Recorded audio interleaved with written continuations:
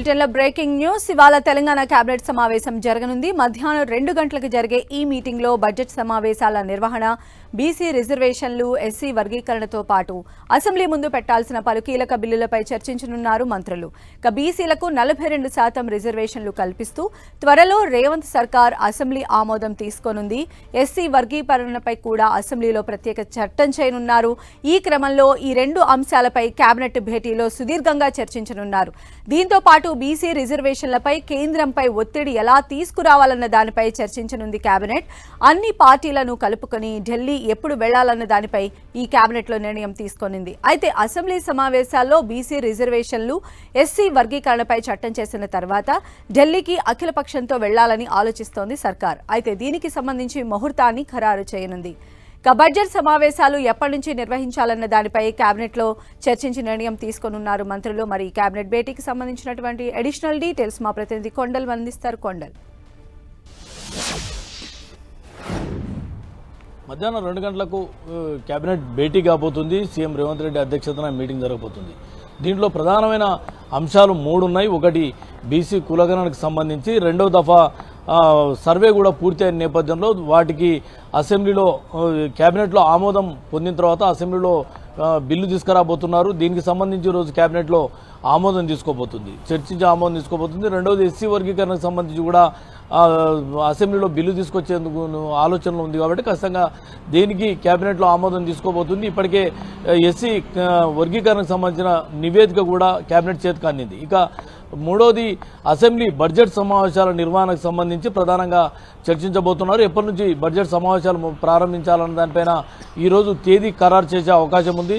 దీంతో పాటు ప్రధానంగా బీసీ బిల్లుకు సంబంధించి బీసీ రిజర్వేషన్ 42% రిజర్వేషన్ ఇస్తామని ఇప్పటికే ప్రభుత్వం ప్రకటించింది. దీనికి అనుగుణంగా కేంద్రం పైన ఒత్తిడి తీసుకొచ్చే దాంట్లో ప్రధానంగా ఈరోజు కేబినెట్లో చర్చించబోతున్నారు. కేంద్రంపై ఎలా ఒత్తిడి తీసుకురావాలి అన్న దానిపైన ప్రధానంగా చర్చ జరగబోతుంది. దీనికి ఒక కార్యాచరణ కూడా కేబినెట్ సిద్ధం చేసే ఆలోచనలు ఉన్నట్టుగా తెలుస్తుంది. ఎందుకంటే ఈ మార్చి 10న మొదట అనుకున్న విధంగా మార్చి 10న జంతర్ మంతర్లో ఢిల్లీలో నిరసన కార్యక్రమం చేయాలని అన్నది ఒక కార్యక్రమం ముందస్తుగా ఇంతకు ముందు అంటే కులగణనకు సంబంధించి సర్వేకు జరిగిన తర్వాత మొదటిసారి అనుకున్న పరిస్థితి. అయితే రెండో దఫా కూడా సర్వే పూర్తి చేసిన నేపథ్యంలో మార్చి 10న అనుకున్న విధంగానే ముందు అనుకున్న విధంగానే మార్చి 10న నిర్వహించాలన్నా, లేదంటే మరో తేదీన చేయాలన్నా, లేదంటే కేంద్రం దగ్గరికి ఇక్కడ నుంచి ఒక అఖిలపక్ష టీంను తీసుకెళ్లాలని చెప్పే యోచనలో ప్రభుత్వం ఉంది.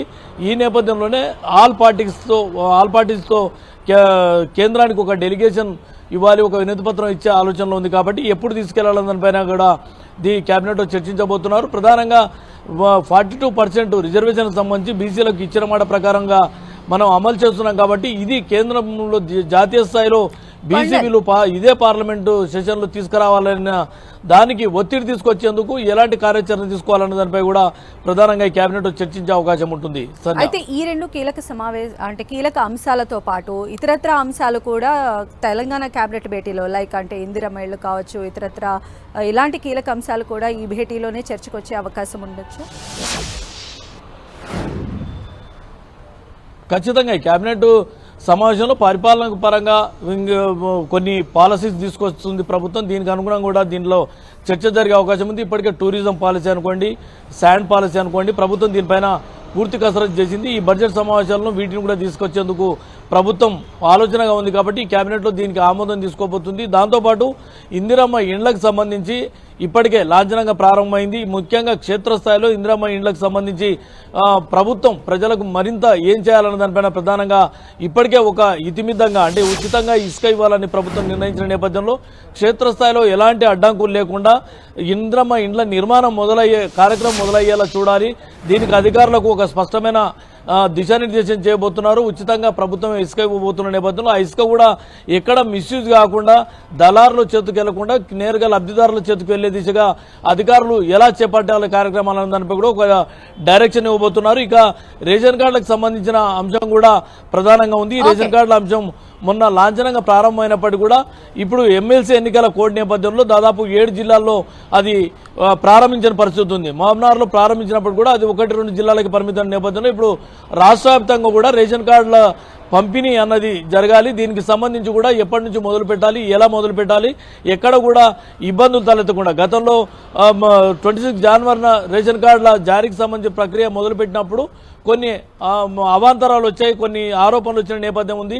వీటన్నింటి దృష్టిలో ఎలాంటి ఇబ్బందులు లేకుండా మరోసారి ఆరోపణలకు తావు లేకుండా రేషన్ కార్డుల జారీ ప్రక్రియ జరిగేలా అధికారులకు ఒక స్పష్టమైన దిశానిర్దేశం కూడా ఈ కేబినెట్ సమావేశం చేయబోతుంది. సంధ్య. రైట్ కొండల్.